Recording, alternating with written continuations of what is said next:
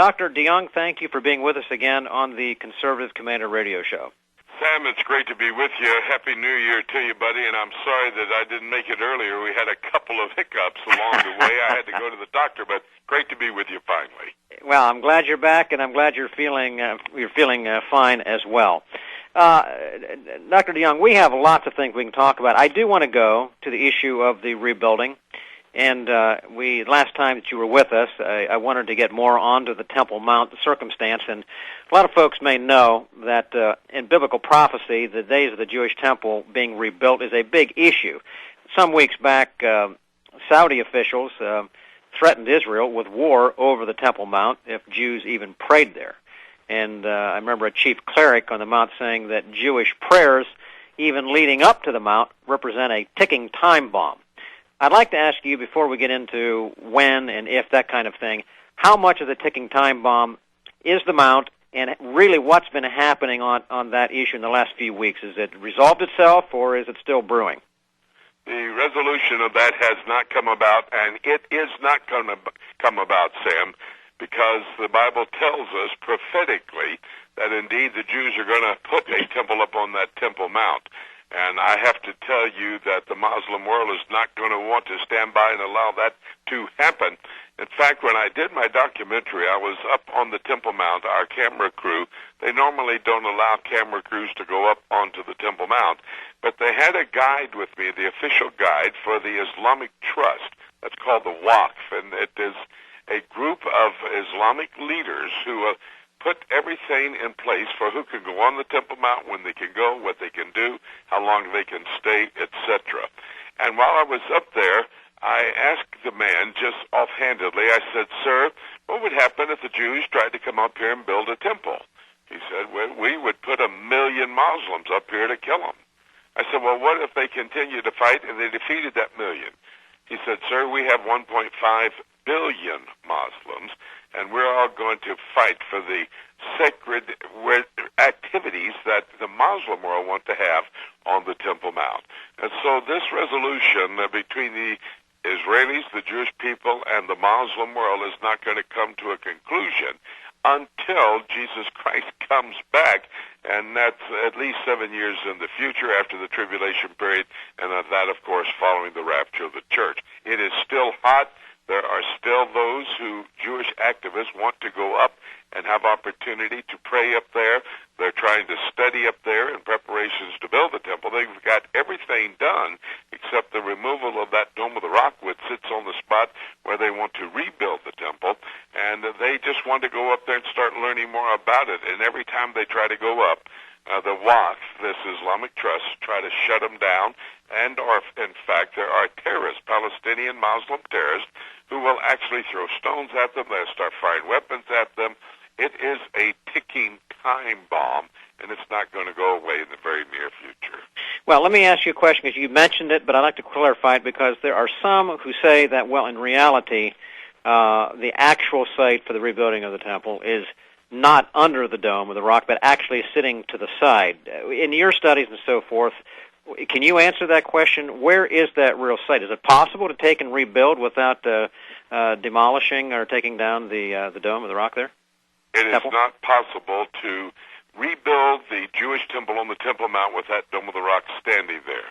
Now, you are referring to a cupola, which is about 300 feet to the northwest of where the Dome of the Rock stands today. It's called the Dome of the Spirits, and on my documentary, Ready to Rebuild, Revisited, I talked with Asher Kaufman. Asher Kaufman is not an archaeologist. He's a physicist. And he took the Talmud, the tractates in the Talmud, and he came to the conclusion that this holy little spot called the Dome of the Spirits was where actually the Holy of Holies was in the time of Herod's temple and Solomon's temple as well.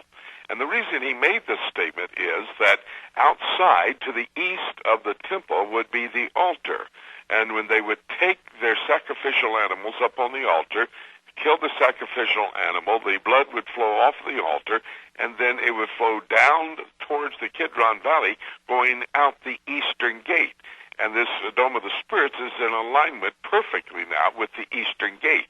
One problem with that, It was Suleiman the Magnificent in the 16th century who built that eastern gate, and that is not the original site of the eastern gate in the time of Jesus Christ, in the time of the temples previous. The eastern gate is to the south and a bit lower than where that present eastern gate is today. So that was not a qualification of the fact that they could really put a temple over there on the location of the Dome of the Spirits. And the archaeologist, Lynn Whitmire, is probably the greatest archaeologist as it relates to the Temple Mount himself. And he has documented that where the Dome of the Rock is located, that is the location where the temples in the past, the Jewish temples, have stood. But beyond that, I know every single one of the personalities. I've documented them on my DVD.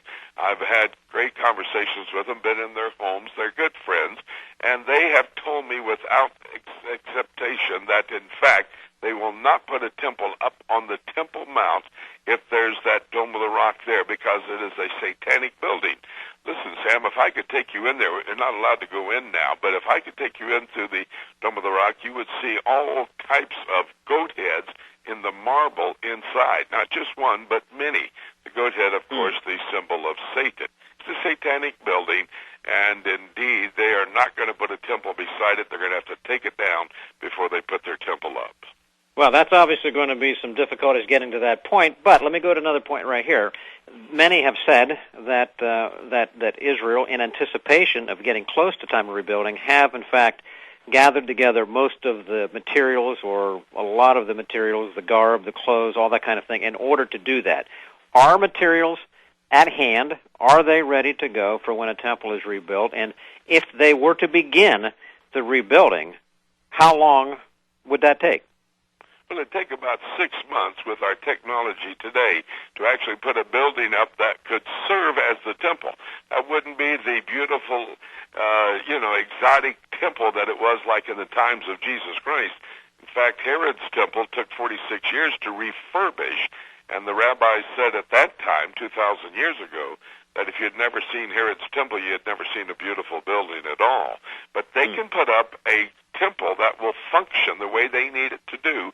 In fact, they could actually start sacrificial activities if they could get the altar put up first. But in reality, about 6 months down the road, you are right. What is needed before they start that construction, and they have the blueprints for all of the construction, they even have many of the building materials over in Bet Shemesh that are in storage over there ready to move to the Temple Mount. But before all of that starts, you need 28,000 priests to operate the temple. You need all the implements inside, the table of showbread, the altar of incense, the menorah. You need to know where the Ark of the Covenant is.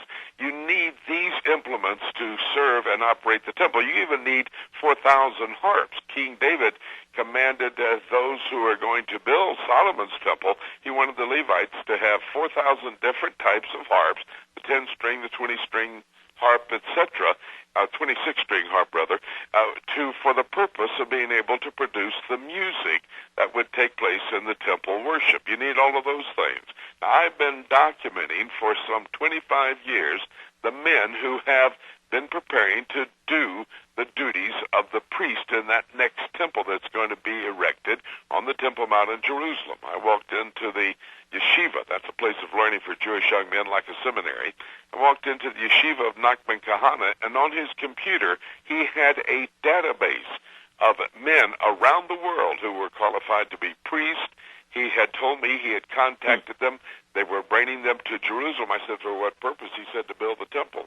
I said, wow, you mean that you're going to train these men up? He said, yes, they have all the implements. They have the menorah. What else did you see? What other kinds of preparations like that? Because it's frankly remarkable, frankly. Well, if you've ever been to Rome and on the Arch of Titus, they showed that the menorah, the seven-branch candelabra, was taken by the Romans back into Rome in 70 A.D. after they destroyed the temple.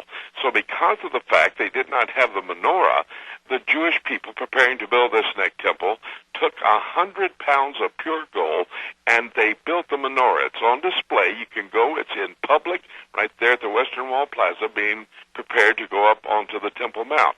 They have the table of showbread. They have the altar of incense. They know where the Ark of the Covenant is on my documentary. 3 prestigious rabbis went to the location of the Ark of the Covenant, and according to 2 Chronicles 35:3, it's underneath the location of the Dome of the Rock today. Now, they have the priestly garments. I talked with Nachman Kahana. I said, Rabbi, and this is the man who had the computer with the names for the priest, I said, I hear the Sanhedrin. Those are the men, 70 wise Jewish scholars who administer the temple. I said, I hear that they have been reformed. Is that correct? He says it is. I said, how do you know? He said, I'm the chairman of the Sanhedrin. And then I said, what about your garments? I hear the priestly garments have been made. He said, they have. He said, mine's hanging in my closet. All I have to do is put it on, report to the Temple Mount, and go to the duties that I have been required to do. And so I'm telling you, Sam, all these preparations have been made. Everything is in place for that temple to be erected on the Temple Mount. And that's what the Bible calls for in that time of the tribulation. Daniel chapter 9, verse 27, Matthew 24:15, 2 Thessalonians 2:4, and Revelation chapter 11, verses 1 and 2. It's going to be a temple on that Temple Mount. Everything is prepared for them to start to build it right now. Well, that those are exciting things, and it's worth watching, which is why we're talking about it here. Let me go ahead, because that being the case, the Muslim world, knowing that spot is so sacred to them, and they also know it's so sacred to Israel and to the Jews, that there is coming a point of conflict, perhaps right around that spot. Now, I think it was just yesterday, the Hamas's interior minister made a claim that Israel would be destroyed, in his word, totally gone within 8 years. Is this hollow rhetoric, in your opinion, or do you see a metastasizing of the enemies against Israel? And is there anything significant about this 8-year timetable? Why did he say 8 years? I'm not sure why he said that. I carried that story on my website, prophecytoday.com, as well. And I thought it was unbelievable he would make that statement. It's not shallow rhetoric. It's radical rhetoric, that is for sure. But I don't know exactly where he comes up with the 8-year period of time. I can guarantee you there's going to be a conflict up there. You and I have just talked about it briefly. It's because the Jews want a temple up there. And at the same time, though Jerusalem is never mentioned in the Quran, the Muslim world wants the city of Jerusalem, the Temple Mount in particular, to set up their caliphate. A caliphate, a worldwide kingdom or dominion, when their Mahdi, Arabic for Messiah, comes back into existence. They say in Iran it's the 12th Imam. This is their eschatology. When he comes back to power, he's going to go to Jerusalem. He's going to put up the caliphate there. In fact, the former president of Egypt, Mohammed Morsi, when he was elected as president, one of the reasons they took him out, I do believe, was that he said his capital was no longer going to be the capital of Egypt as Cairo, but the city of Jerusalem. But that's the heartbeat of all the Islamic world. They want Jerusalem. The book of Joel, chapter 2 and verse 3, talks about the largest militia ever being formed on the face of the earth, and that would have to be the Muslim world, 1.5 billion people. They are going to march into, and it refers to, in Joel, the city of the Garden of Eden. And that is the city, because the Temple Mount is the original site of the Garden of Eden. That is according to Orthodox Jewish scholars and Islamic scholars. I talked to the Mufti of Jerusalem, Sheikh Sabri. He said that Al-Aqsa, that's what they call it, Al-Aqsa is the location of Adam and Eve in the Garden of Eden. And so that's why they want the spot, because that's where Jesus created everything in the world, brought it into existence, and everything goes full circle. Jesus, who was in that Garden of Eden, Ezekiel chapter 28, he was in that Garden of Eden when he brought creation into existence, and now some 6,000 years ago, this is going to come full circle in that 6,000 years, and he's going back to set up his kingdom, and he will build a temple. Let me just tell everybody, just a brief moment here, that the next temple is going to be the tribulation temple. The Antichrist will desecrate that. It's a false temple for a false Messiah. Jesus Christ comes back at the end, and that's a 7-year period of time. That was interesting. He said 8 years. I don't know if he has an understanding of Christian eschatology or biblical eschatology, but Christ will come back. Zechariah 6:12 says he will build the Messiah's temple, and he will rule and reign in that temple forever. So these things all fit together as world events are unfolding. The prophetic scenario of God's Word is coming better into focus. Well, as all eyes are being drawn to the Middle East and all these things are happening, I find it interesting, Dr. DeYoung, that the Obama administration and Secretary of State Kerry are there now working their hardest to bring together a peace treaty. Now, I've had folks on here before, and many who have said, look, it's just absolutely impossible. It is not going to happen, no matter what John Kerry or Barack Obama would like to have happen. It's not going to take place. I thought it was interesting that the Israeli Defense Minister, Moshe Yahan, said that, and it got him in a little bit of trouble, some of the folks, he said that Kerry is, quote, obsessive and messianic in his, which I thought was two choices of interesting words there to describe the persistence that he is trying to undertake there. My question to you is, will there be a peace treaty, and how close, perhaps, are we to that peace treaty? Will John Kerry and Barack Obama be able to orchestrate such a thing, which we know at some point is going to have to happen, but is it within their means to do so? Well, let me say this, Sam. I'm not a prophet nor the son of a prophet, so I can't tell you if Obama or Kerry will be responsible for the peace treaty. I can tell you they are setting the stage for an ultimate peace treaty that is going to come in place. After the rapture of the church, Daniel 9:27 says that the character known as the Antichrist, he will come to power and he will confirm, not sign, confirm a peace treaty. Daniel 9:27. That means he will strengthen, make stronger peace treaties on the table. There are three of them. The Oslo Accord, peace treaty between Israel and the Palestinians, the Camp David Accord, peace treaty between Israel and Egypt, and the treaty between Jordan and Israel. Those treaties will be confirmed. They've never been normalized. They're not operating today. Antichrist will do that. So there will be a peace treaty.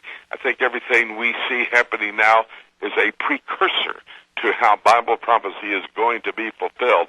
And in fact, an alignment of nations, according to Ezekiel 38, verses 8 and 11, will come about when these Islamic nations attack Israel, like we were talking about, to set up their caliphate in a time when the world is looking for peace, a resolution to the unbelievable wars that are happening in the Middle East. That's what it talks about. It on my website, prophecytoday.com. We deal with all of these issues. In fact, if somebody's interested in that documentary on the rebuilding of the Third Temple, they could go to the website, prophecytoday.com, and make a purchase if they'd like to. All right, well, good. I'm going to wrap it up here at this point, Dr. DeYoung. I really appreciate this discussion here. Brings a whole different perspective and flavor on what's happening, and certainly the world's eyes are being drawn to that part of the world, and there's so much happening that is either distorted or provided in the form of misinformation. It's hard to get a direct and a good answer on. So thanks for your input here today. Please, before you leave, would you give our listeners again where they can go to follow more of what you're talking about, perhaps that book and so forth? prophecytoday.com. That's our website, prophecytoday.com. We have our bookstore and everything else that we can assist them in learning why these things are happening according to Bible prophecy. And Sam, thank you so much for what you're doing. Thank you for the privilege and honor of being with you.